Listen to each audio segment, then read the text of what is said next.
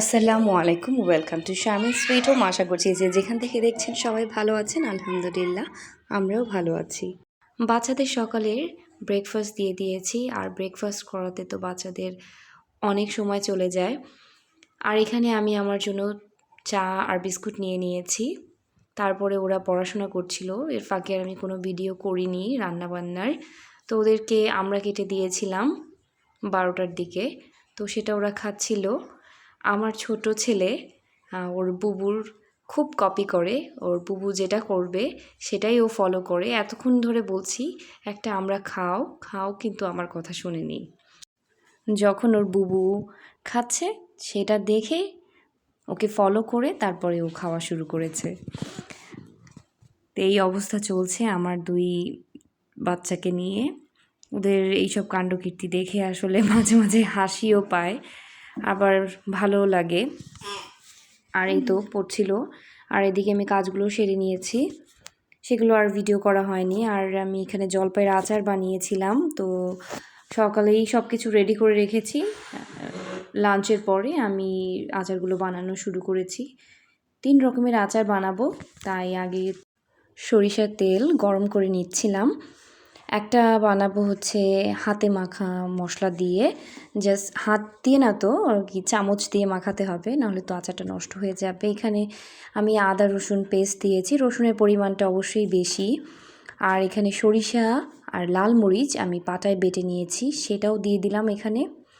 সাথে দিব লাল মরিচের গুঁড়া, তারপরে হলুদ গুঁড়া, সামান্য পরিমাণ হলুদ গুঁড়া দিব, স্বাদ মতো এখানে লবণও দিয়ে দিয়েছি। আর শেলফ লাইফ ভালো রাখার জন্য এখানে আমি ভিনেগার দিয়ে দিলাম পরিমাণ মতো, যাতে করে আচারটা নষ্ট না হয়। তারপরে ভালো করে মিক্স করে নিলাম। এরপরে বয়ামে তেল দিয়ে রেখে দিব।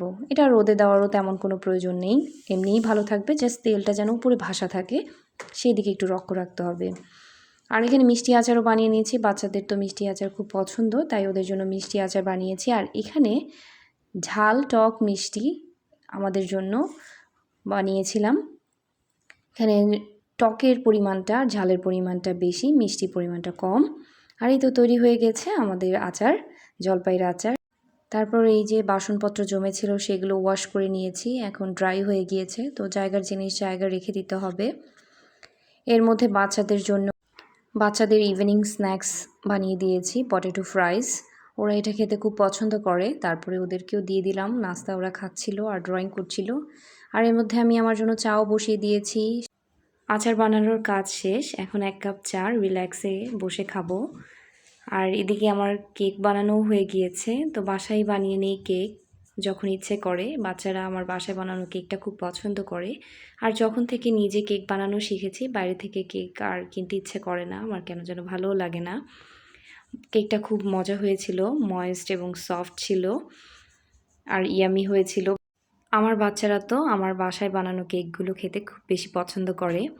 আর আমি তো সবসময় সাইড কেকগুলো খেতে বেশি পছন্দ করি, কারণ ওইটা একটু লালচে কালার হয় এবং ভাজা ভাজা একটা ঘ্রাণ আসে, আমার কাছে খুবই ভাল লাগে। কার কার আমার মতো সাইড কেকগুলো খেতে পছন্দ করেন, অনেকেই পছন্দ করে না। তো আজকে এই পর্যন্তই, সবাই ভালো থাকবেন। Thanks for watching.